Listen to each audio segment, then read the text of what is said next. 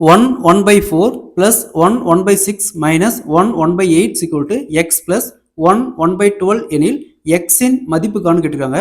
So சிம்பிளிஃபிகேஷனில் இந்த மாடலில் some கொடுத்தாங்களா, இங்கே 1 1 by 4னு இருக்குது. ஃபஸ்ட்டு டினாமினேட்டரில் 4 ப்ளஸ் 1 5 அப்படியே போட்டுக்கலாம்.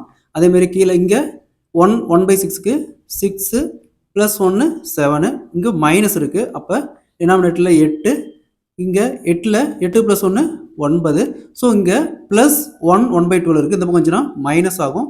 டினாமினேட்டரில் 12 12 ப்ளஸ் 1 13. ஸோ இதுக்கு 4க்கும் பாருங்கள் காமனாக எல்சிஎம் எடுத்தோமா 24.